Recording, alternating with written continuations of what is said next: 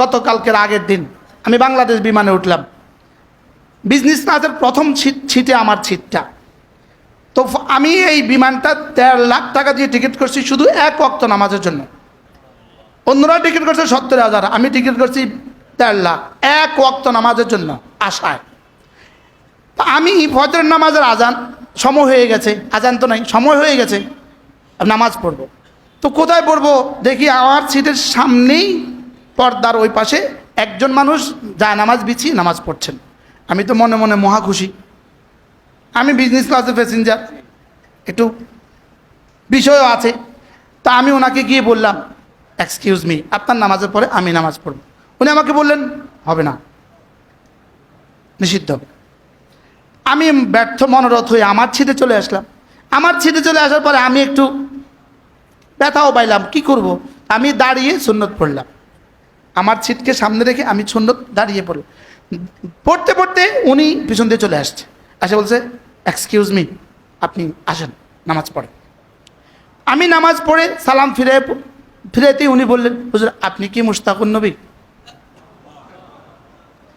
তা আমি জি স্যার আমি মুশতাকুন নবী। বলতেছে আমি এই বিমানের পাইলট শাহরিয়ার, আমি এই বিমানের পাইলট।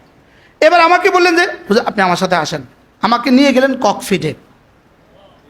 কথা নিয়ে গেলেন ককপিটে, নিয়ে গিয়ে উনি আমাকে সুন্দর মতো এবার পুরা 2 ঘন্টা লাগায় বিমান চালায় কেমনে সব শিখালেন। কি হয়, এবারে একটা একটা করে আমাকে দেখাইলেন, হুজুর এভাবে এভাবে করতে হয়, এভাবে করতে হয়, এভাবে করতে হয়, এই আমাদের কাজ খুব বললেন। পরে বললেন হুজুর প্রতিদিন 2 রাকাত নামাজ 4 নিয়তে পড়ে আমি বিমানে উঠি। আপনার বয়ান থেকে আমি শুনছি 2 রাকাত নামাজ 4 নিয়তে পড়তে হয়। আমি ওই নিয়তে সালাতুল শুকর, সালাতুল ইস্তিগফার, সালাতুল ইস্তিআযা, সালাতুল হাজাত, এই 2 রাকাত নামাজ 4 নিয়তে পড়ে বিমানে উঠি। আর আমি আল্লাহর কাছে আমাকে সফর্দ করি যে আল্লাহ এটা কোনো আমার কাজ না, এটা বিমানে উঠাবার কাজ শুধুই তোমার। উনি বলতেছেন আমি কসম খেয়ে বলছি হুজুর এটা মানুষ পারবে না, এটা শুধুই আল্লাহ তাআলা করে। শুধুই কে করে? শুধুই আল্লাহ তাআলা করে, শুধুই আল্লাহ তাআলা করে। এবার বলেন যে যতক্ষণ বিমানে থাকি ততক্ষণ আপনার দেওয়া তসবিহগুলো আমি পড়তে থাকি। কি হয়, কি হয়? তাহলে উনি অকপটে বললেন যে এটা মানুষ পারবে না, এটা মানুষের দ্বারা কোনোভাবেই সম্ভব না। শেষে যখন বিমান ল্যান্ডিংয়ের সময় হলো বললেন হুজুর আপনাকে ল্যান্ডিং দেখাবো। এতক্ষণ তো কথা বললেন, একটু এদিক সেদিক তাকালেন, কাজও করছেন, কথাও বললেন, লেকিন ল্যান্ডিংয়ের এই 20 মিনিট সময় 2 জন পাইলট 1 সেকেন্ডের জন্য এদিক সেদিকের আর কোনো কি নাই, 1 সেকেন্ডের জন্য কোনো সুযোগ নাই। 2 জনের হাত চলছে অনবরত, কখনো এই বটনে, কখনো এই বটনে, কখনো এই বটনে।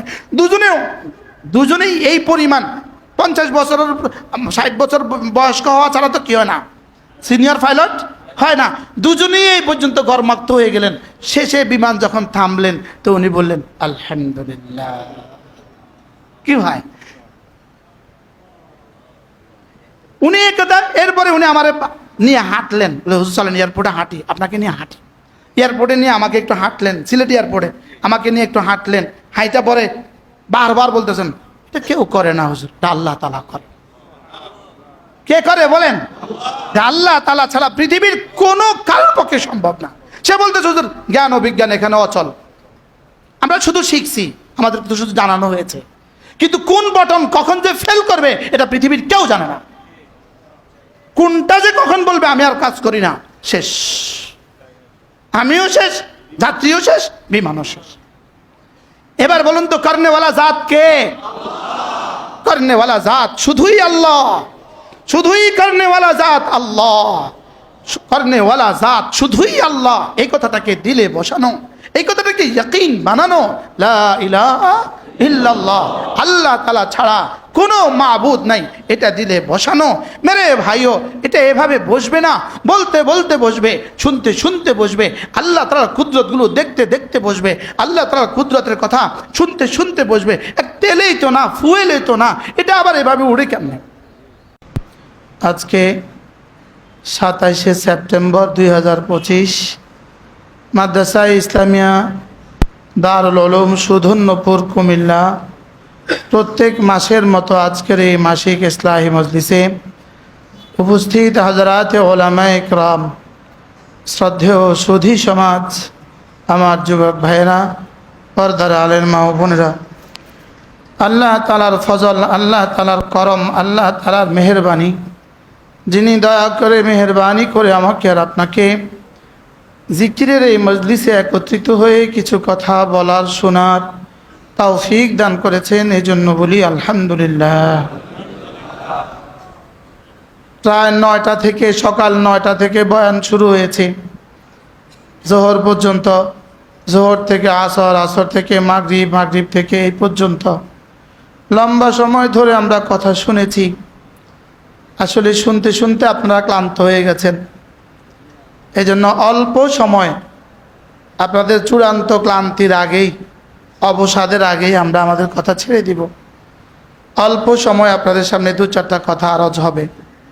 বিশেষ করে আমাদের সামনে মেহমান এসেছেন কুমিল্লা, বাখরাবাদ, কুমিল্লা, নোয়াখালী, ফেনী, লক্ষ্মীপুর, চাঁদপুর, এই বৃহত্তর এই অঞ্চলের গ্যাসের যিনি প্রধান, বাখরাবাদ গ্যাসের যিনি এমডি স্যার এসেছেন, তার সাথে তার সহকর্মীরা, বিভিন্ন স্তরের সব সহকর্মীরাও এসেছেন। ওনাদের সময় তো অনেক দামি সময়, অনেক ব্যস্ত সময়। আপনারা সারা বাংলাদেশ থেকে যতজন এসেছেন সকলেই আপনাদের ব্যস্ততা থেকে কিছু সময় আমাদেরকে দিয়েছেন। রব্বে কারীম আপনাদেরকে উপযুক্ত পুরস্কার দান করুক। মেরে ভাইও, জীবনের ওই অংশ শুধু আমার, ওই অংশটা আমার, যে অংশ আমি রবকে দিয়েছি, ওটাই শুধু আমার। আমার জীবনের প্রতিদিন 24 ঘন্টা সমান সমান, একদিন সমান সমান 24 ঘন্টা, 24 ঘন্টা সমান সমান 1440 মিনিট, 1440 মিনিট সমান সমান 86,400 সেকেন্ড। প্রতি সেকেন্ড সমান সমান যদি 1 কোটি বছরের জান্নাত দিয়ে দেওয়া হয়, আমার সেকেন্ডের হিসাবে জীবন একদিন শেষ হবে, লেকিন জান্নাতের হিসাব শেষ হবে না। 1 সেকেন্ড সমান সমান যদি 100 কোটি বছরের জান্নাত দেওয়া হয়, আমার জীবনের হিসাবে সেকেন্ড শেষ হবে, লেকিন আমার জান্নাত আরও বাকি থাকবে। এবার বলুন তো, মূলত আমাদের জীবনের এক একটা সেকেন্ডের দাম কত? বিজ্ঞান আলোর গতি ঠিক করেছে, বিজ্ঞান বাতাসের গতি ঠিক করেছে, বিজ্ঞান পানির গতি ঠিক করতে পারছে, বিজ্ঞান সূর্যের গতি ঠিক করতে পারছে, আহ্নিক গতির চক্রের গতি বিজ্ঞান ঠিক করেছে, বার্ষিক গতির চক্র বিজ্ঞান ঠিক করেছে, তাপমাত্রা বিজ্ঞান ঠিক করেছে। লেকিন বিজ্ঞান এই প্রশ্নে অচল, বিজ্ঞান ছোট্ট একটা বিষয়ে অচল। চোখের জ্যোতির গতি কত? বিজ্ঞান এই প্রশ্নেও অচল। চোখের জ্যোতি, এটার গতি 1 সেকেন্ডে আসমান ছুঁয়ে যায়, 1 সেকেন্ডে আসমান ছুঁয়ে যায়। আপনি শুধু চোখের এই পর্দাটা খুলবেন, সঙ্গে সঙ্গে চোখের গতি টাচ করে আসমানকে, আর আপনি আর চোখের গতি টাচের সঙ্গে সঙ্গে আপনি চোখের গতি পৃথিবীতে সেকেন্ডে কত? 1 সেকেন্ডের 1000 ভাগে কত? এটা বিজ্ঞান এখনো আবিষ্কার করতে পারে নাই। চোখের গতি 1 সেকেন্ডের 1000 ভাগ, বিদ্যুতের গতির কোটি কোটি ভাগের চেয়ে বেশি, বিদ্যুতের গতির কোটি কোটি ভাগ চেয়ে বেশি। আর চোখের গতির যতটা দ্রুততা, এর চেয়ে দ্রুত গতিতে মৃত্যু আমাদের দিকে ধেয়ে আসছে। বুঝে দেখলে বলুন তো দেখি, মৃত্যুর গতি কেমন? এই প্রশ্নে বিজ্ঞান অজ্ঞান। বলেন, এই প্রশ্নে বিজ্ঞান কি? বিজ্ঞান তো চোখের গতি জানে না। বিজ্ঞান শব্দের গতি বের করেছে, শব্দের গতি থেকে দ্রুত সম্পূর্ণ যানও বিজ্ঞান বের করে ফেলেছে, শব্দের গতি থেকে দ্রুত সম্পূর্ণ মিসাইল বিজ্ঞান বের করেছে। লেকিন বিজ্ঞান এখনো পারে না চোখের গতি কত দ্রুত যায়, এটা বিজ্ঞান এখনো জানে না। বিজ্ঞান এটাই জানে না আমার মৌতের গতি বিজ্ঞান বের করবে কিভাবে। কি ভাই বলেন, আমাদের মৌত আমাদের দিকে ধেয়ে আসছে কোন গতিতে? হ্যাঁ, চোখের গতির চেয়েও দ্রুত গতিতে মৌত আমাদের দিকে ছুটে আসছে। আমার আখরাত আমার দিকে ছুটে আসছে চোখের গতির দ্রুততার চেয়েও দ্রুত গতিতে।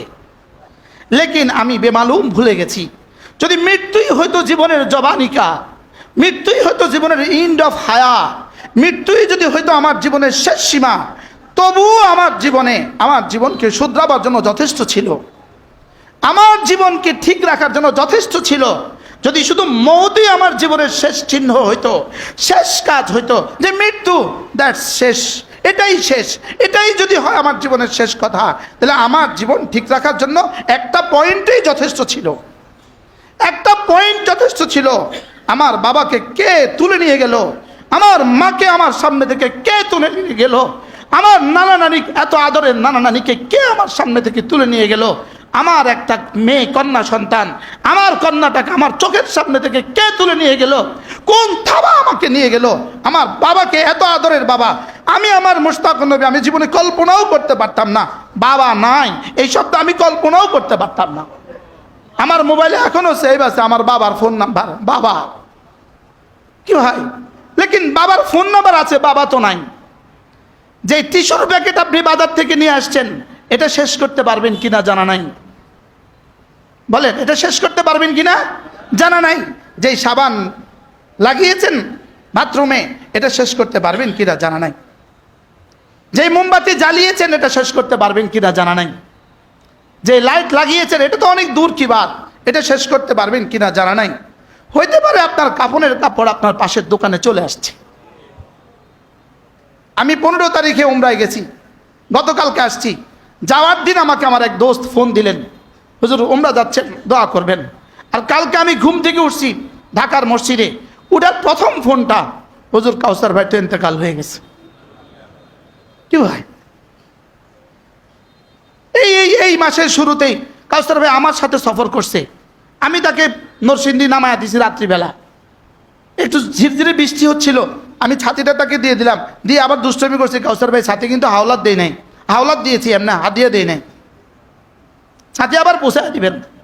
এবার বলেন মৌত আমার দিকে কত দ্রুত আসছে, বলেন বলেন বলেন, চোখের জ্যোতির গতি চেয়ে বেশি আমার দিকে আমার মৌত ছুটে আসছে। আমি স্বাধীন না, আমি স্বাধীন না, আমি রব্বে কারিমের অধীন।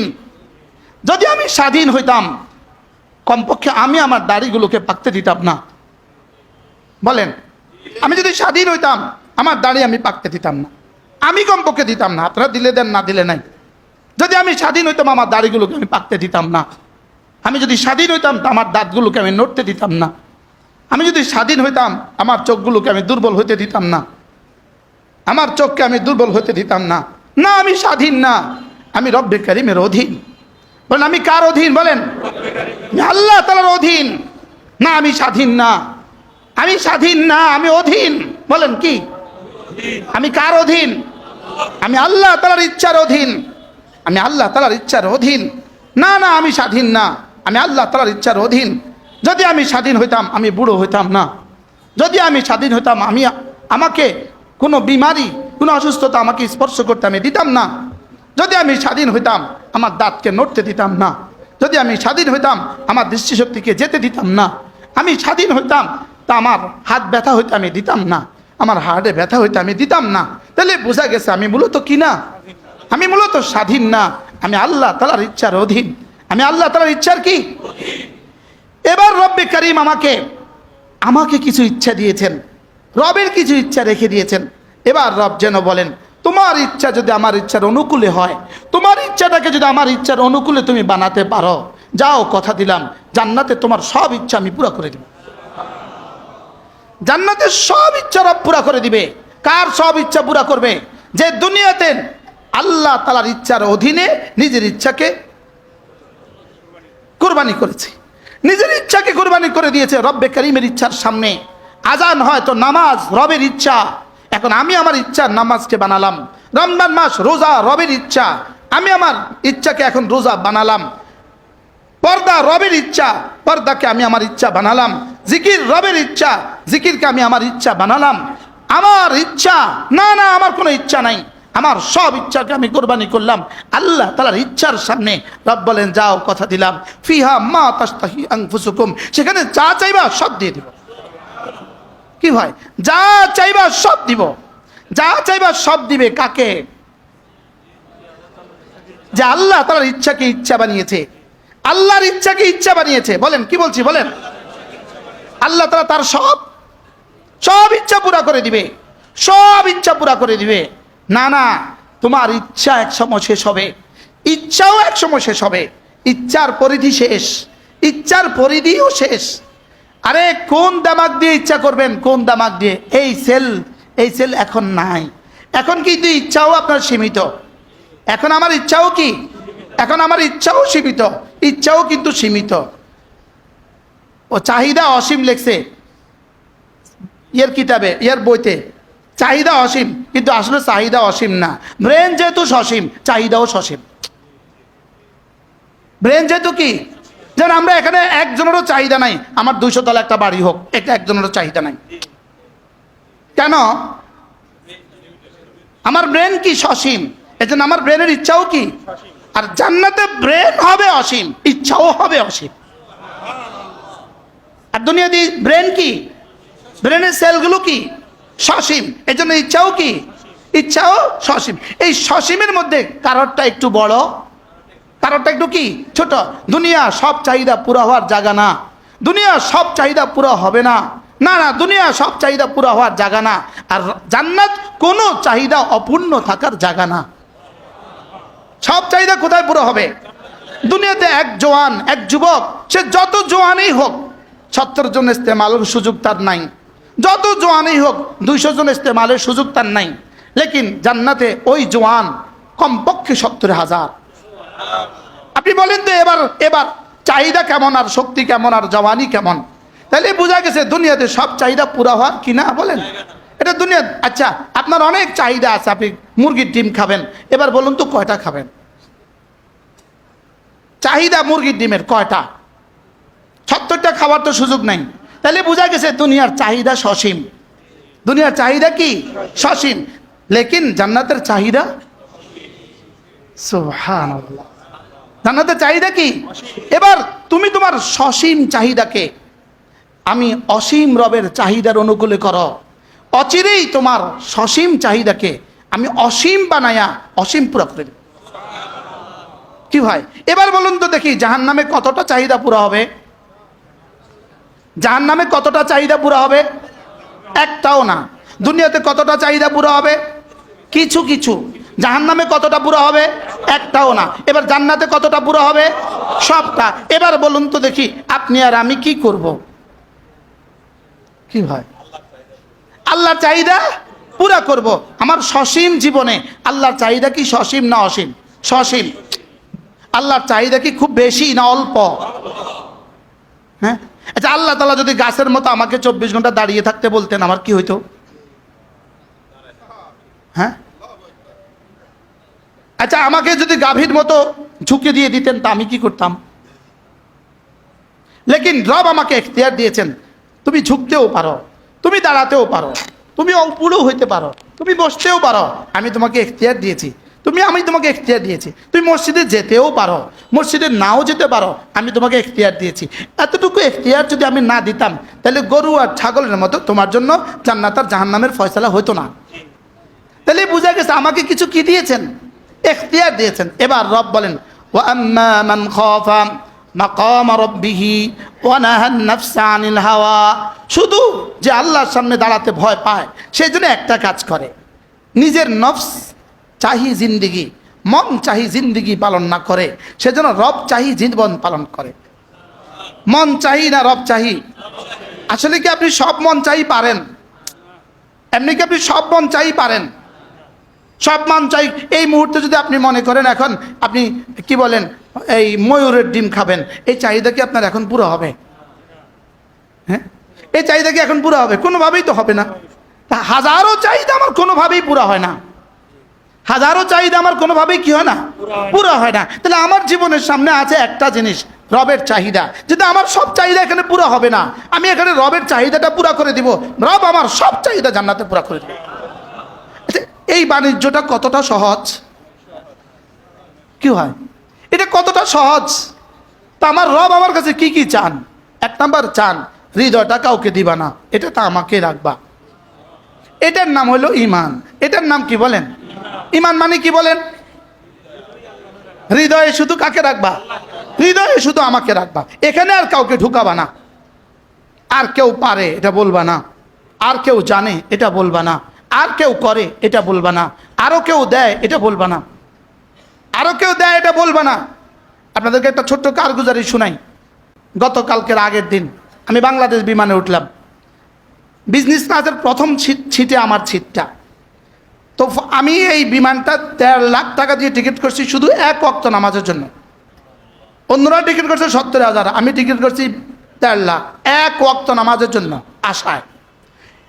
আমি ফজরের নামাজের আজান সময় হয়ে গেছে, আজান তো নাই, সময় হয়ে গেছে, নামাজ পড়ব। তো কোথায় পড়বো দেখি আমার সিটের সামনেই পর্দার ওই পাশে একজন মানুষ যা নামাজ বিছিয়ে নামাজ পড়ছেন। আমি তো মনে মনে মহা খুশি। আমি বিজনেস ক্লাসের প্যাসেঞ্জার, একটু বিষয়ও আছে। তা আমি ওনাকে গিয়ে বললাম, এক্সকিউজ মি, আপনার নামাজের পরে আমি নামাজ পড়ব।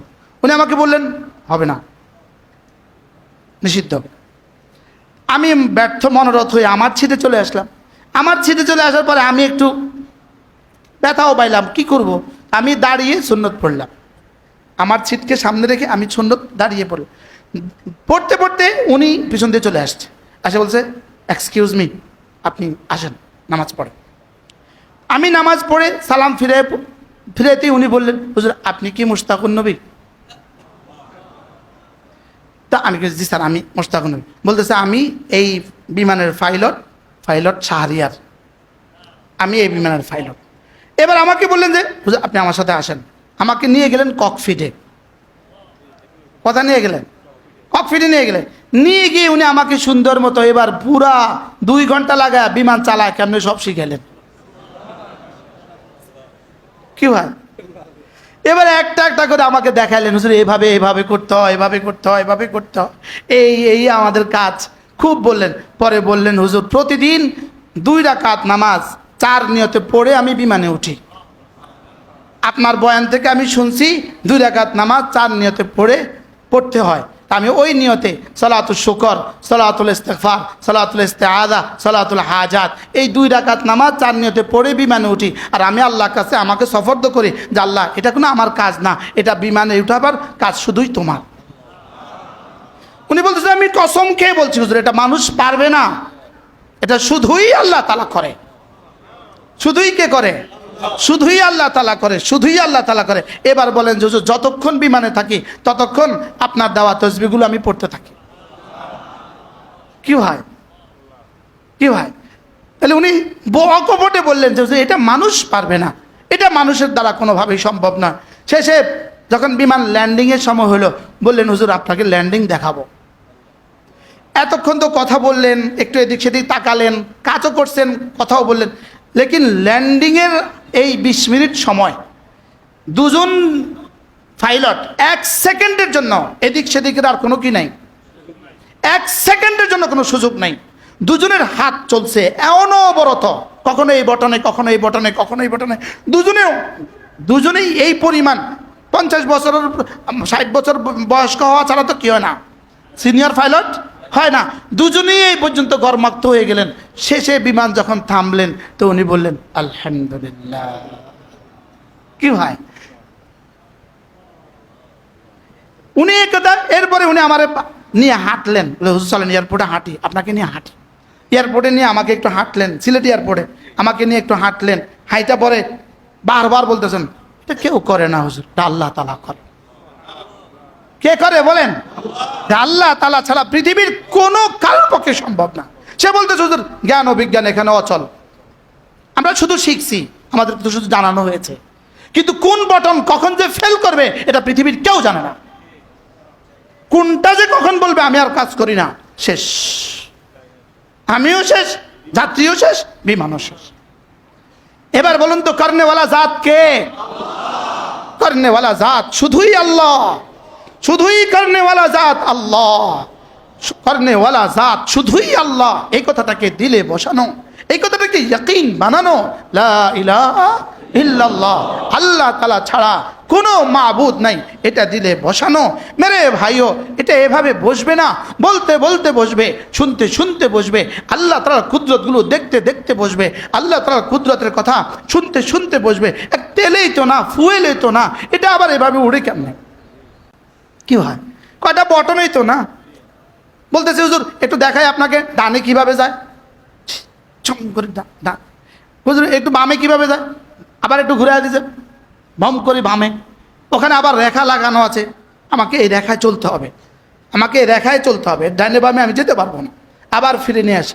তো একটা বটনের মধ্যে এত ক্ষমতা রব দিয়ে দিয়েছেন, সুবহানাল্লাহ বলেন। যে রব এখানে এটা করতে পারছেন, এবার বলুন তো দেখি, ওই রব কি আমাকে দ্বিতীয়বার উঠাতে পারবে না? হ্যাঁ, পারবে না? রব বলেন কালামহিন ওয়াহিদান, হ্যাঁ, কালামহিন ওয়াহিদাতিন, চোখের পলক, তোমার একটা চোখের পলক পরিমাণ সময়ের কমে আমি পুরো পৃথিবীর মানুষগুলোকে আবার উঠাতে পারবো, আবার উঠাতে পারবো। আর আল্লাহ তাআলা বলেন তোমাদের 800 কোটি মানুষকে উঠানো আর একজনকে উঠানো আমার জন্য সমান, আমার জন্য কি? এবার বলুন তো দেখি, আমার রবকে চিনা দরকার না দরকার না? হ্যাঁ, আমি ভুলে গেলাম কেন আমার রবকে? শুধু ভুলি নাই, ভুলে যাওয়াও ভুলে গেছি, ভুলি নাই, ভুলে যাওয়াও ভুলে গেছি। কেন? স্ত্রীর পেটে বাচ্চা, একটু কল্পনা তো করেন, আমার স্ত্রীর পেটে বাচ্চা, আপনি কল্পনা তো করেন, এ বাচ্চা কে ওখানে বড় করছে? হ্যাঁ, গত পরশু সৌদি আরবে এক বাচ্চা দেখলাম আমি, সুন্দর কাকে বলে কি ও কয় প্রকার। তার বাবা আমার কোলে দিয়ে বলল হুজুর দোয়া করেন, একটু অসুবিধা, এই দুইটা আঙ্গুল তার জোড়া, এই দুইটা, এই তিনটা জোড়া এভাবে, এই তিনটা এভাবে। এখন বলেন এটা কেটে দিল না কেন? রব বলেন না না, এটা তোমার এখতিয়ারে না, এটা আমার এখতিয়ার। কি হয়? আচ্ছা, তিনটা আঙ্গুলে জোড়া, এবার বলুন তো তার জীবনের অবস্থা কি, সুস্থ না অসুস্থ? তার জীবনের কার্যক্রম কি হবে? তো শুধু এগুলোকে ব্যবধান যা আমার আর আপনার করে দিয়েছে, বলেন কতটা এহসান রবের, বলেন। গত 1 মাস আমার এই আঙ্গুলটা ভাঁজ হইতো না, এটা ভাঁজ হইতো না, আমি কাউকে বলি নাই, বললে তারা হাঙ্গামা করে আমার হার্ট স্পেশালিস্টের কাছে নিয়ে যাবে, নিয়ে গিয়ে বলবে শুয়ে থাও, বয়ান বন্ধ। তারা আছে এক চক্করে, আমার বন্ধুরা এরা আছে এক চক্করে, কিছু কইলেই হার্ট। এর লেগে আমি কাউকে বলি নাই, আমি চলতেছি চলতেছি, কিন্তু আমার আঙ্গুল তো বাঁকা হয় না। এখন আঙ্গুল এটা বাঁকা না হলে সমস্যা কেমন? হ্যাঁ, আপনাদের যে বাঁকা হয়, এবার নেয়ামত কেমন? কি হয়? শেষে বাধ্য হয়ে আমার বন্ধু শহীদ ভাইকে বললাম, শহীদ ভাই এটা তো বাঁকা হয় না, কি করবো? শহীদ ভাই ডাক্তার আছে, ভাস্কুলার সার্জন, ভাস্কুলার সার্জনের কাছে আমাকে নিয়ে গেল। ভাস্কুলার সার্জন আমাকে বলুন এটা হার্টের কোনো সমস্যা না, এটা রগের সমস্যা, কোনো অসুবিধা নেই। এখানে একটা লোকাল দিয়া, এখানে একটা ইঞ্জেকশন মেরে দিছে, আলহামদুলিল্লাহ হাত সোজা হয়ে গেছে। কি ভাই? এবার বলুন তো দেখি রব্বে কারিমের ইহসান আমার উপরে কত, বলেন, এক একজন বলেন। কি হয়? হ্যাঁ, কি পরিমাণ, কি পরিমাণ রবের ইহসান আমার উপরে। হ্যাঁ, আচ্ছা, বিমানবন্দরে এই আঙ্গুলটা রেখে দিলেন, এই আঙ্গুলটা, এটা এটা এটা রেখে দেওয়ার সঙ্গে সঙ্গে পাসপোর্ট কেমনে আসলো? এটা, এই আঙ্গুলটা রেখে দেওয়ার সঙ্গে সঙ্গে স্ক্রিনে আপনার পাসপোর্ট কেমনে আসলো? আচ্ছা বলেন তো, তার স্ক্রিনের মধ্যে, তার মোবাইলে কতটা পাসপোর্ট আছে মোট? যদি বাংলাদেশের 600 কোটি মানুষের 600 কোটি পাসপোর্ট থাকে, 6 কোটি মানুষের 6 কোটি পাসপোর্ট থাকে, তো 6 কোটি পাসপোর্ট তার কম্পিউটারে আছে না নাই?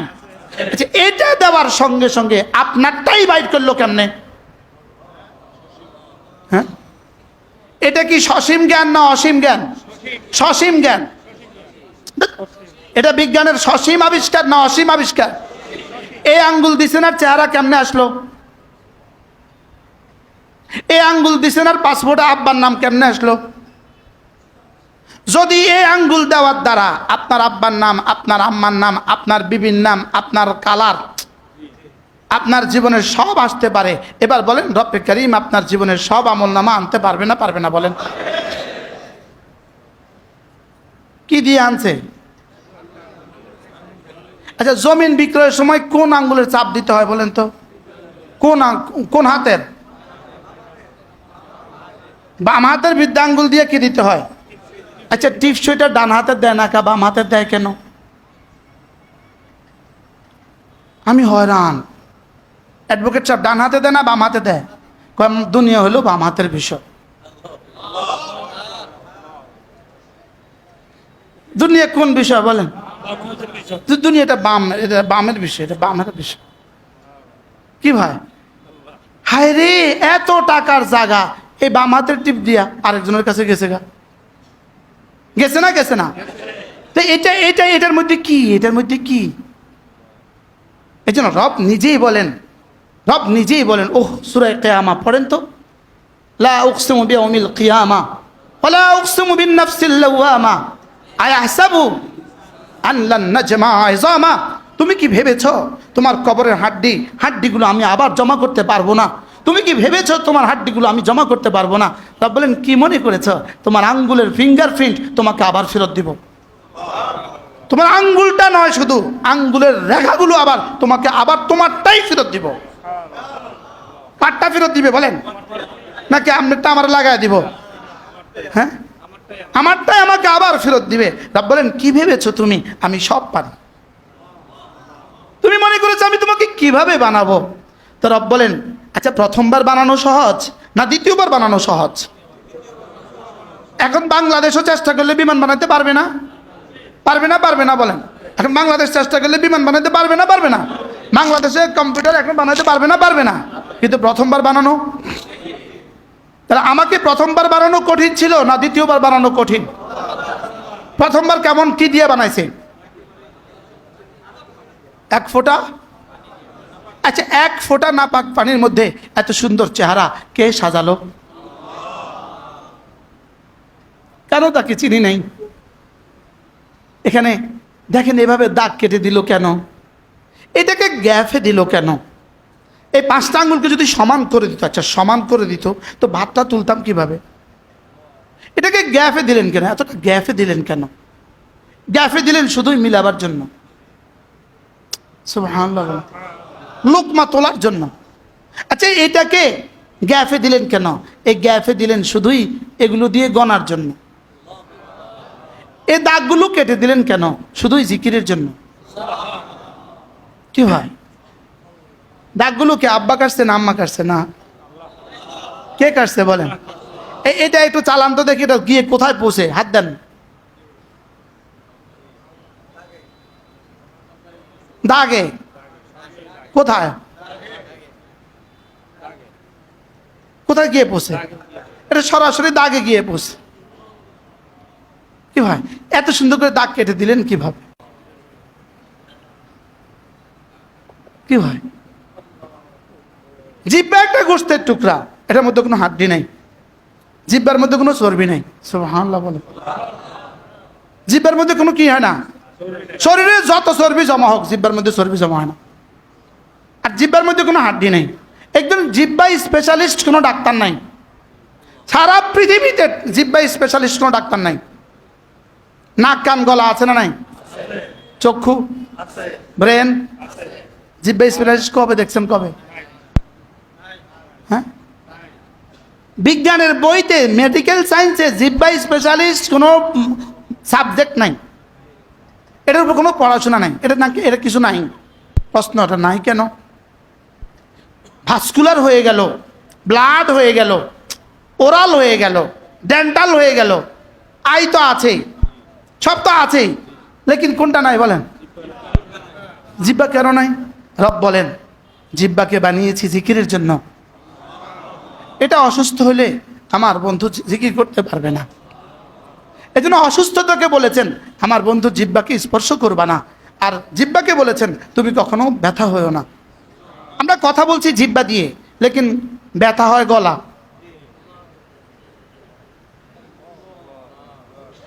গলা নড়ে না, জিহ্বা নড়ে। হ্যাঁ, গলা কয়বার নড়ছে, লেকিন ব্যথা হয় কোনটা? বিষয়টা কি?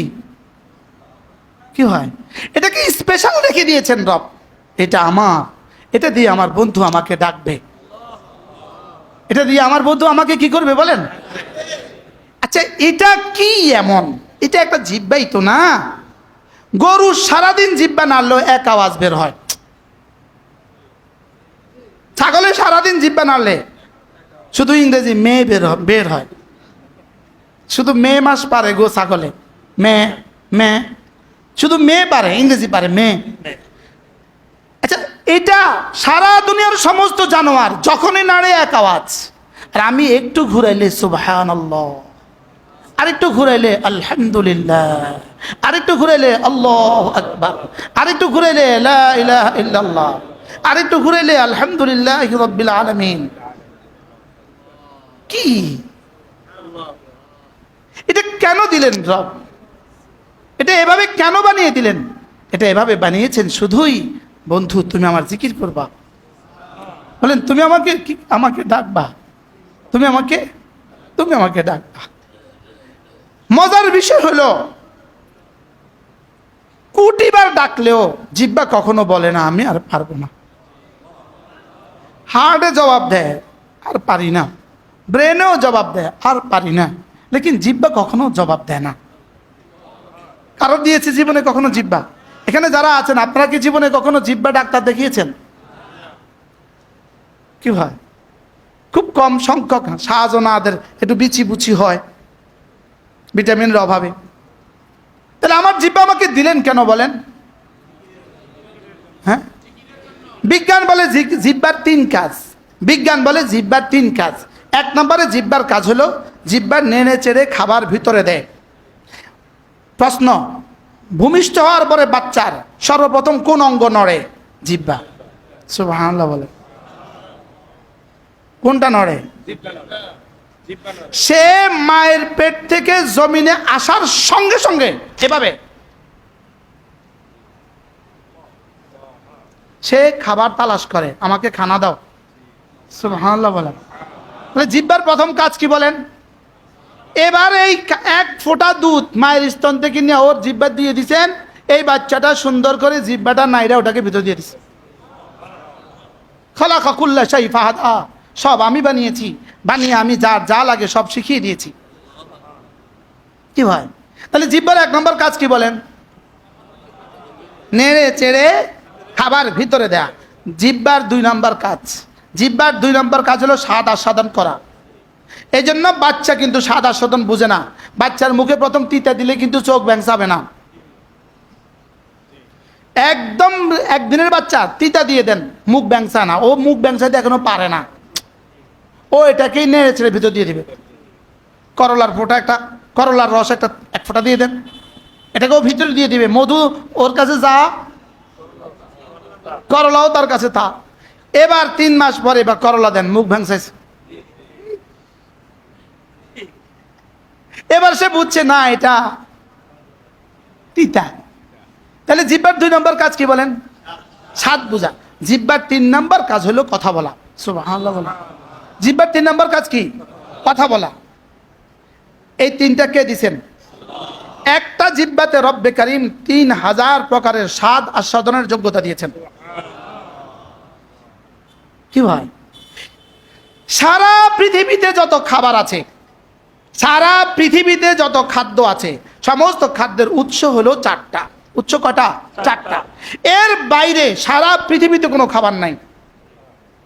আপনি সিঙ্গাপুর এয়ারপোর্টে আপনি খাইতে গেছেন, 3000 পদের খানা রাখা আছে, কিছুই নাম জানেন না, কত হাজার পদ আছে। হংকংয়ে গেলেন হাজার হাজার খানার প্রকার আছে, লেকিন বানাইছে সব 4টা দিয়া। কটা দিয়া? একটা হলো হায়ওয়ানাত, প্রাণী থেকে আহরিত, আর একটা হলো নাবাতাত, গাছ থেকে আহরিত, আর এটা হলো লাবান, দুধ থেকে আহরিত, আর এটা হলো পানি, পানি থেকে আহরিত। এই 4টার বাইরে পৃথিবীর কোনো খানা নাই। আপনি থাকলে একটা বলেন না, আপনাদের জানা থাকলে একটা বলেন যে বুঝে আরো খানা আছে। কটা আছে খানা? কি কি? গাছ, প্রাণী, পানি, দুধ। দেখছেন আর কি 70 পদের খানা, লেকিন এটা 70 পদ নয়, আসলে কিন্তু হয় গাছ, না হয় পানি, না হয় দুধ, না হয় কি? আচ্ছা আপনি বলেন তো, যে মিষ্টির দোকানে যে 70 পদের মিষ্টি আছে, সব মিষ্টি কি দিয়ে বানাইছে? দুধ চিনি পানি ময়দা, দুধ চিনি পানি ময়দা। নাম, এটার নাম বালুসা, এটার নাম চিনিসা, এটার নাম বালিশ, যা দিছে দিছে, লেকিন উৎস কয়টা? দেখেন, একটু খেয়াল করেন, মায়ের পেটে উৎস ছিল একটা, শুধু মায়ের রক্ত। বলেন বিকল্প ছিল কিছু? মায়ের পেট থেকে আসার পরে উৎস শুধু দুধ, মায়ের স্তনের দুধ। মায়ের দুই স্তনের দুধের মধ্যে আলাদা আলাদা গুণ আছে। কি আছে? আলাদা আলাদা গুণ আছে। এই জন্য এই স্তনে দুধ পান করাবার পরে মা নিজেই আবার এই স্তন দিয়ে দেয়। দেয় না? দেয় না? বলেন। এটার মধ্যে আলাদা আলাদা গুণ আছে। আর আলাদা আলাদা কি আছে বলেন? আলাদা আলাদা গুণ আছে। এক স্তনের দুধ যখন শুকিয়ে আসে, সঙ্গে সঙ্গে রবে এই স্তনটা ভরে দেয়, এটাকে সঙ্গে সঙ্গে ভরে দেয়। এটা পান করে শেষ হয়ে আসছে, এবার সঙ্গে সঙ্গে এটা ভরে দিচ্ছে। আবার মার অনুভূতি আছে, এটা কিন্তু পুড়ে গেছে। সুবহানাল্লাহ বলে কি ভাই? তাহলে মায়ের পেট থেকে, মায়ের পেটে খাবার উৎস কি ছিল? রক্ত। মায়ের পেট থেকে আসার পরে খাবার উৎস কি? দুধ। এবার যখন একটুখানি, আচ্ছা মায়ের পেট থেকে আসার সময় সমস্ত অঙ্গ প্রত্যঙ্গগুলো নিয়ে আসলাম, শুধু একটা নিয়ে আসি নাই, এটা হলো দাঁত। বলেন কি নিয়ে আসি নাই? দাঁত। কেন নিয়ে আসি নাই? যদি দাঁত হইতো মায়ের স্তন কেটে যেত। এই জন্য রব কি দেন নাই? মায়ের স্তনে, মায়ের স্তনকে হেফাজত করার জন্য কি দেন নাই? দাঁত দেন নাই। এবার বাচ্চা ধীরে ধীরে খাওয়া শিখবে। এবার খাওয়া হবে চারটা। কয়টা? কি কি? দুধ, পানি, প্রাণী। এই চারটার মধ্যে, এই চারটা ছাড়া পৃথিবীর কোনো খানা নাই। আর এই চারটার মধ্যে যা যা আছে মায়ের স্তনের দুধের মধ্যে আল্লাহ সবটা একসাথে রেখে দিয়েছে। কি ভাই? কে ইনি? কে? যালিকা বিআন্নাল্লাহ লা ইলাহা ইল্লা হু, এটা শুধুই আল্লাহ, তিনি ছাড়া আর কেউ নেই। আচ্ছা এবার চারটা দিয়ে শুরু হয়ে গেল জীবন। কয়টা দিয়ে শুরু হয়ে গেল? 10 বছর বয়স কয়টা? 20 বছর বয়স কয়টা? 40 বছর বয়স কয়টা? হইতে হইতে 80 বছর হয়ে গেছে। ধীরে ধীরে চারটা সীমিত হয়ে আসছে। যেমন আমি ব্যক্তিগতভাবে, ডাক্তারের এখন সম্পূর্ণভাবে গোশত নিষিদ্ধ, ও সীমিত হয়ে আসছে। আরো আছে না গোশত নিষিদ্ধ? আছে না? সীমিত। ডিম নিষিদ্ধ, সীমিত হয়ে আসছে। দুধ নিষিদ্ধ, সীমিত হয়ে আসছে। এটা এটা এটা এটা নিষিদ্ধ, কি হয়ে আসছে? সীমিত হয়ে আসছে। এবার বলুন তো দেখি, এবার 80 বছর 90 বছর এবার কি বলে? মালটার জুস ছাড়া আর কিছু খাওয়ানো যাবে না। বলেনি? বলে না? বলে না? বলে না? মুরগির চোখ ছাড়া আর কিছু খাওয়ানো যাবে না। বলে না? বলে না? তাহলে বোঝা গেছে আমি কি মুখতার? মুখতার মানে স্বাধীন। আমি কি স্বাধীন না আল্লাহ তাআলার ইচ্ছার অধীন? আল্লাহর ইচ্ছার কি? আল্লাহর ইচ্ছার অধীন। এবার ইন্তেকাল হয়ে গেল, মৃত্যু হয়ে গেল, কবরে আর কোনো খাবারের প্রয়োজন নাই। বলেন, কবরে আর কোনো খাবারের কি নাই? প্রয়োজন নাই। এবার হাসরে আর কোনো খাবারের কি নাই? প্রয়োজন নাই।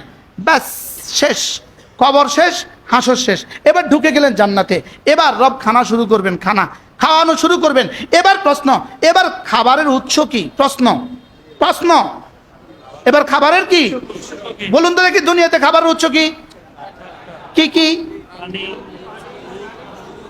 দুধ, আরে প্রাণী, গাছ, দুধ, পানি। এবার জান্নাতে প্রশ্ন, হুজুর জান্নাতে দুধ কি দিয়ে পালবে? কি দিয়ে পালবে? কি খাবো জান্নাতে? প্রশ্ন, উত্তর হলো জান্নাতে খাবারের উৎস দুধ, পানি, ডিম, মুরগি, গাছ না। জান্নাতে খাবারের উৎস বান্দার এরাদা। সুবহানাল্লাহ বলেন। বান্দার জান্নাতে খাবার উৎস কি? বান্দার এরাদা। মানে বান্দার এরাদা মানে জান্নাতে কি খাবা? যা চাইবা তা। গাছ না, মুরগি না, গরু না। কি খাইবা? তো দুধ খাবা তো গরু লাগবে না? না না না, তুমি চাইবা তো দুধ হবে। ফল খাইবা তো গাছ লাগবে না? না। এবার বলুন তো দেখি জান্নাতে খাবারের উৎস কি?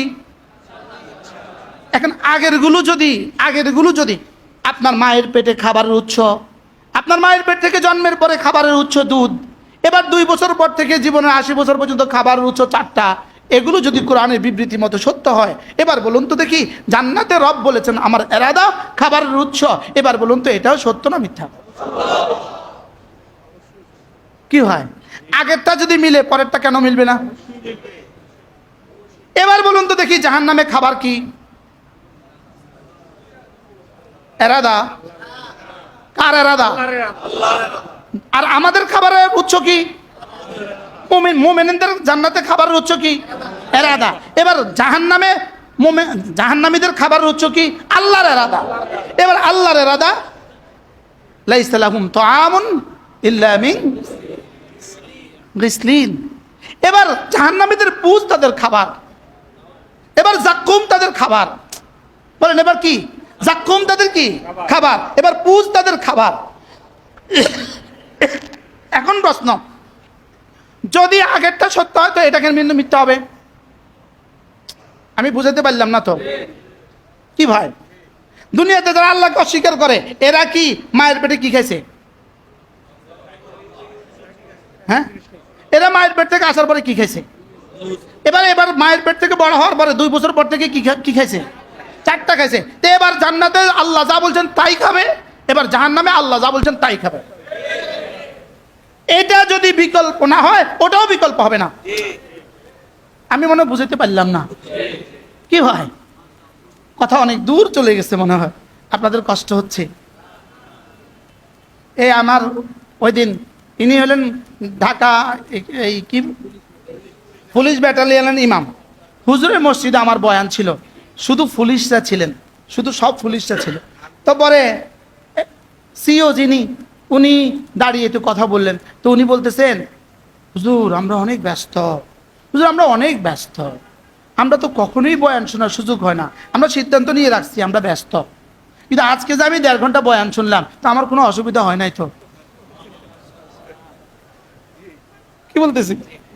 না না, আজকে যে 1.5 ঘন্টা বয়ান শুনলাম, না না কই আমার তো বেশি অসুবিধা হয় নাই, আমরা সিদ্ধান্ত নিয়ে রাখছি আমি ব্যস্ত। লেকিন আপনার সব ব্যস্ততা ছুটবে, আপনার সব ব্যস্ততা হটবে, আপনার সব ব্যস্ততার বাইরেও আপনাকে আপনার আখিরাতের ব্যস্ততাকেও ব্যস্ততা বানানো উচিত। উচিত না উচিত না বলেন? এটার জন্য কি সারাদিন দিতে হবে, সারা রাত দিতে হবে? না না না না, অল্প দিতে হবে। শুধু হৃদয় আমাকে রাখবা আর 5 ওয়াক্ত নামাজ পড়বা। বলেন কি কথা বলেন? হৃদয় কি রাখবা বলেন? এটা অন্য কাউকে দিও না, এটা অন্য কাউকে দিও না, এটা অন্য কাউকে দিলে শিরিক হয়ে যাবে, এটা অন্য কাউকে দিলে কি হয়ে যাবে? শিরিক হয়ে যাবে। এটাতে শুধু আমাকে রাখবা। লা ইলাহা ইল্লাল্লাহ, লা ইলাহা ইল্লাল্লাহ, লা ইলাহা ইল্লাল্লাহ, লা ইলাহা ইল্লাল্লাহ। এটা এতটা সহজ করছেন মাত্র 3টা বর্ণ দিয়া, আলিফ লাম হা। 3টা বর্ণ, আলিফ লাম হা। কয়টা বর্ণ? কি কি? আলিফ লাম হা। এই 3টা বর্ণকে ঘুরিয়ে ফিরিয়ে 12 বার দিয়ে এই কালেমাটা লিখেছেন। কয়বার দিয়ে? এবার বলুন তো দেখি, আল্লাহ শব্দ কয় বর্ণ? কি কি? আলিফ লাম হা। এবার পুরো কালেমাটা কয় বর্ণ? 12টা বর্ণ। মূল কয়টা? 3টা। কি কি? অর্থাৎ আল্লাহ তাআলা নিজের নাম লিখেছেন যেই বর্ণগুলো দিয়ে, উম্মতের জন্য কালেমা দিয়েছেন সেই বর্ণগুলো দিয়ে। কি হয় মজার বিষয় হলো, এই 3টা বর্ণ পৃথিবীর সব ভাষীদের জন্য সহজ। যেমন আইন বাংলাদেশিরা পারি না, কফ বাংলাদেশিরা পারি না, সদ, যেহেতু এই বর্ণগুলোর প্রতিবর্ণ বাংলা ভাষায় নাই, যার ফলে এগুলো আমাদের বলতে কি হয়, আমরা কাক তো পারি লেকিন কুল বলতে কষ্ট পাই। আইন পারি না, যেহেতু আমাদের বাংলা ভাষায় কি নাই, আইন নাই। যেমন আমেরিকাওয়ালাদের ভাষায় দ নাই, দ, ওদের এবিসিডির মধ্যে দ আছে, ABCD EFGH IJK LMN OP, কি নাই? দ নাই। এই জন্য দর প্রতিশব্দ কি? ডি। এই জন্য কালেমার মধ্যে ডি নাই, দ নাই, দাল নাই। সুবহানাল্লাহ বলেন। কালেমার মধ্যে কি নাই বলেন? কেন নাই? ওই বেচারা পারবে না, আইন নাই কেন, কঠিন কঠিন, পারবে না। এই জন্য রব্বে কারীম নিজের নাম লিখতেও এমন কোনো বর্ণ দেন নাই যেটা পৃথিবীর কেউ পারবে না, কোনো না কোনো অংশে পারবে না, এই জন্য এমন শব্দ দেন নাই। আর কোনো না কোনো অংশে পারবে না এমন বর্ণ দিয়ে কালেমা লেখেন নাই। আচ্ছা এবার বলুন তো দেখি, জিহ্বা ছাড়া, দুইটা জিহ্বা ব্যবহার করা, ঠোঁট ব্যবহার করা ছাড়া একটা বাক্য পৃথিবীতে বলেন, একটা বাক্য, একটা শব্দ পৃথিবীতে বলেন, দুই ঠোঁট ছাড়া। আব্বা ঠোঁট লাগে, আম্মা ঠোঁট লাগে, মা ঠোঁট লাগে, পানি ঠোঁট লাগে, যে কোনো শব্দ আপনি বলবেন ঠোঁট লাগে। লেকিন একটা পুরো শব্দ আল্লাহ ঠোঁট লাগে না, পুরো কালেমায়ে তয়্যিবা লা ইলাহা ইল্লাল্লাহ ঠোঁট লাগে না।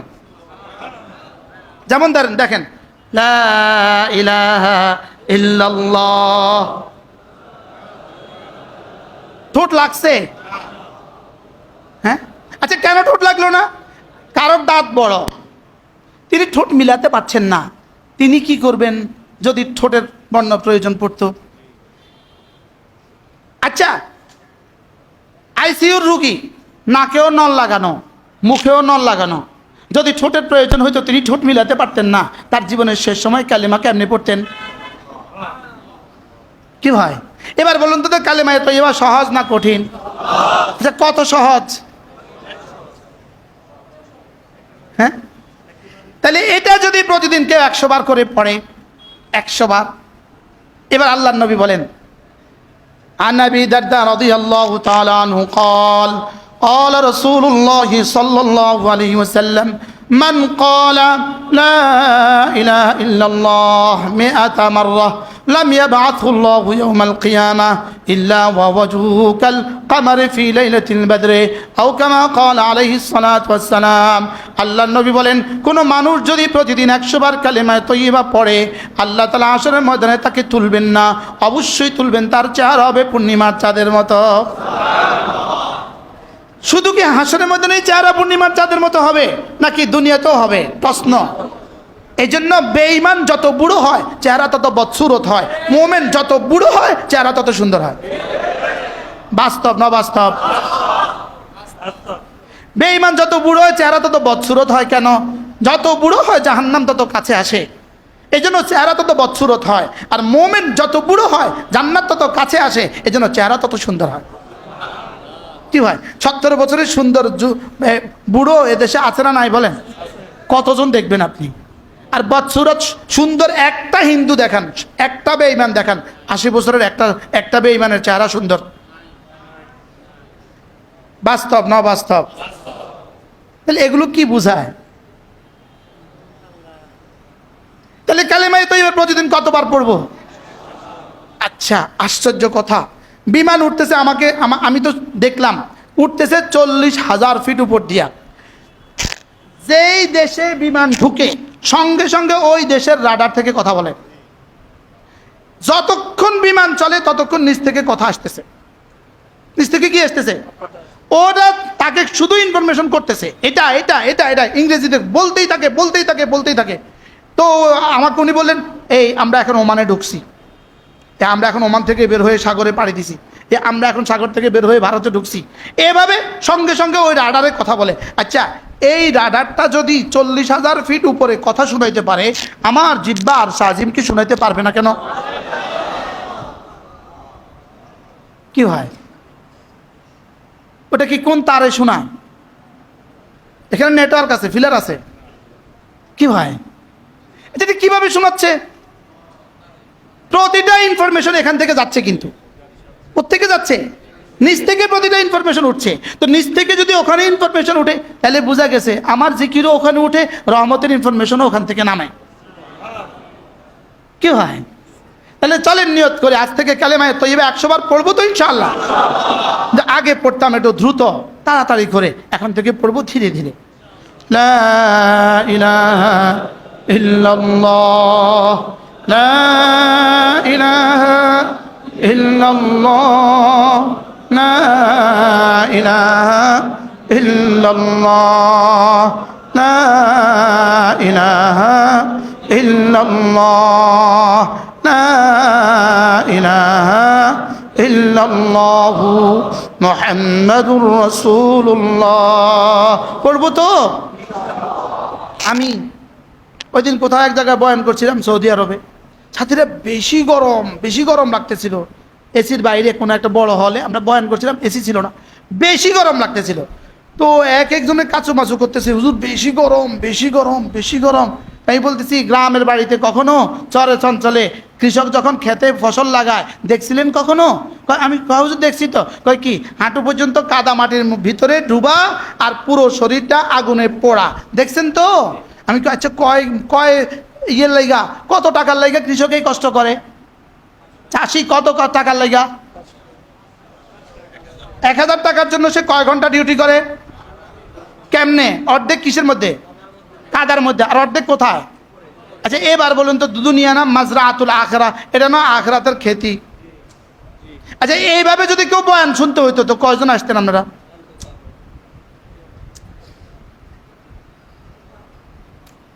আচ্ছা এই কষ্টটা ছাড়া কি পৃথিবীর কারো মুখে লোকমা উঠবে?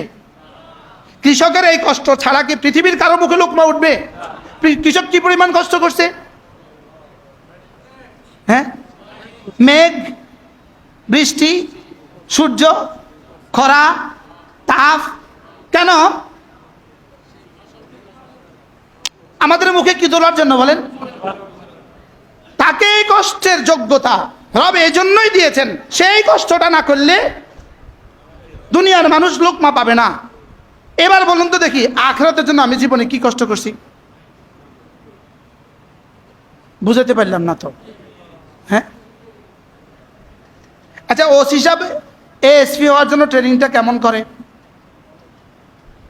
এএসপি হিসাবে এসপি হওয়ার জন্য ট্রেনিংটা কেমন করে? আচ্ছা এসপি ডিএজি হওয়ার জন্য ট্রেনিংটা কেমন করে? কয় ঘন্টা ট্রেনিং করে মোট? স্যার কয় ঘন্টা ট্রেনিং করে? 2-1 ঘন্টা না 2-4 মাস? 6 মাস। এবার বলুন তো দেখি, আমি আমার জীবনে আমার জান্নাতকে সাজাবার জন্য কয় ঘন্টা করছি? কিছু করার প্রয়োজন আছে না নাই? এটা কবে থেকে করবেন? মৌতের আগে না মৌতের পরে? তো মাসে একটা বার জোহর থেকে আসর, অথবা আসর থেকে মাগরিব, অথবা মাগরিব থেকে এশা, একটু সময় দেওয়া যাবে না ইনশাআল্লাহ? সুযোগ থাকলে সপ্তাহে একদিন বৃহস্পতিবার মার্কাজ মসজিদে যাবেন, বলেন না ইনশাআল্লাহ? যে শহরে বাস করেন, এখানে বাংলাদেশের প্রায় সব শহরের মানুষ আছেন, মার্কাজ মসজিদে, এটা আমাদের এখানকার সবক, এটা একটা সবক যে তাবলীগের মার্কাজ মসজিদে মাগরিব থেকে এশা আমি 1 ঘন্টা বয়ান শুনবো আমার আখিরাতকে ঠিক করার জন্য, বলেন ইনশাআল্লাহ? এরপরে যদি সুযোগ হয় মাঝে মাঝে সুধন্যপুর, মাঝে মাঝে আমাদের বটগ্রাম, আপনাদের পাশে বটগ্রাম আছে না? আপনাদের এই তো এলাকা না? বটগ্রামে আমাদের বটগ্রামের হুজুর বয়ান করেন মাসে 1 বার। মাঝে মাঝে সুযোগ থাকলে যাত্রাবাড়ি, সুযোগ থাকলে ঢালকানগর, যার কাছে যেখানে সুযোগ হয় মাঝে মাঝে একটু সময় দেওয়া দরকার না? আজকের এই সময়টা আপনাদের কাছে কেমন হলো? কি হয়? তাহলে চলেন নিয়ত করি ইনশাআল্লাহ, যদি সুযোগ থাকে কিছু না কিছু সময় মাঝে মাঝে লাগাবো ইনশাআল্লাহ। প্রতিদিন 4টা কাজ নিশ্চিত করতে হবে, নিশ্চিত। আমি যদি মুসলমান হই, আমি 4টা কাজ নিশ্চিত করতে হবে।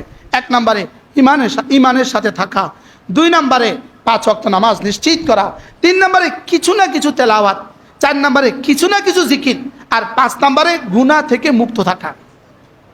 কয়টা বলেন? 1 নম্বরে কি? ইমানের সাথে থাকা। 2 নম্বরে কি? নামাজ। 3 নম্বরে কি? কিছু না কিছু তেলাওয়াত। আপনি কিছুই পারেন না, আপনি তো সূরা ইখলাস পারেন। আপনি ফজরের পরে 3 বার সূরা ইখলাস পড়েন, 3 বার সূরা ফালাক পড়েন, 3 বার সূরা নাস পড়েন, কিছু না কিছু তেলাওয়াত হয়ে গেল। মাগরিব পরে 3 বার পড়েন, আল্লাহ তাআলা তৌফিক দান করেন। এরপরে কিছু না কিছু জিকির, বলেন কিছু না কিছু। সুবহানাল্লাহ। 5 ওয়াক্ত নামাজের পরে 33 বার আলহামদুলিল্লাহ, 33 বার আল্লাহু আকবার, 34 বার। পড়বো কিভাবে? 1 নিঃশ্বাসে 1 বার। আগে পড়তাম 1 নিঃশ্বাসে 17 বার। স্যার আগে আমরা এমনি পড়তাম, আমি সুবহানাল্লাহ সুবহানাল্লাহ সুবহানাল্লাহ সুবহানাল্লাহ সুবহানাল্লাহ সুবহানাল্লাহ সুবহানাল্লাহ এমনি পড়তাম না? হ্যাঁ।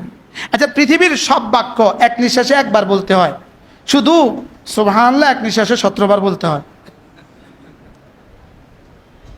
হ্যাঁ। আচ্ছা, কেউ যদি আপনার সাথে এক নিঃশ্বাসে 3 বাক্য বলে, আপনি কি বলবেন? মাথা ঠিক আছে নি? আচ্ছা, তুমি কেমন আছো, তুমি কোথায় যাবা, তোমার নাম কি, মোবাইলে একসাথে বললেন, ওই বেটা কি বলবে? দাড়ি কমা নাই, পাগল বলবে কি বলবে না বলেন? এখন আমি যে এক নিঃশ্বাসে 17 বার সুবহানাল্লাহ লাগাই দিলাম, এভাবে পড়লাম সুবহানাল্লাহ সুবহানাল্লাহ সুবহানাল্লাহ সুবহানাল্লাহ সুবহানাল্লাহ সুবহানাল্লাহ সুবহানাল্লাহ সুবহানাল্লাহ, যেন আমি আল্লাহকে বললাম আল্লাহ আমার টাইম নাই, এভাবে পড়ছি, নিলে নেন না নিলে নাই। কি ভাই, এভাবে পড়বো না ধীরে ধীরে পড়বো? সুবহানাল্লাহ সুবহানাল্লাহ সুবহানাল্লাহ সুবহানাল্লাহ সুবহানাল্লাহ সুবহানাল্লাহ আলহামদুলিল্লাহ আলহামদুলিল্লাহ আলহামদুলিল্লাহ আলহামদুলিল্লাহ আলহামদুলিল্লাহ আল্লাহু আকবার আল্লাহু আকবার আল্লাহু আকবার আল্লাহু আকবার আল্লাহু আকবার আল্লাহু আকবার আল্লাহু আকবার লা তাসবিহাতুন ওয়াহিদাতুন খায়রুম মিন জিবালিদ দুনিয়া। ইবনে আবিদ দুনিয়া তিনি বলেন, ইবনু আবিদ দুনিয়া তিনি বলেন, একবার সুবহানাল্লাহ সারা পৃথিবী সমস্ত পাহাড়ের চেয়েও ভারী। খায়রুম মিন জিবালিদ দুনিয়া। কি হয়, তো সেটাকে আমি এইভাবে যেন তেনভাবে পড়বো না, সুন্দর করে পড়বো ইনশাআল্লাহ। ঘুমাবার সময় 33 33 34 বার, 5 ওয়াক্ত নামাজের পরে 33 33 34 বার, এভাবে হবে 500 বার। ঘুমাবার সময় 33 33 34 বার, এভাবে হবে 600 বার। মুখে বলবো 600 বার, মিজানে উঠে যাবে 6000 বার। $6000 যদি কারোর প্রতিদিন বেতন হয়, তার জীবন কেমন? 6000 দিনার যদি প্রতিদিন বেতন হয়, জীবন কেমন?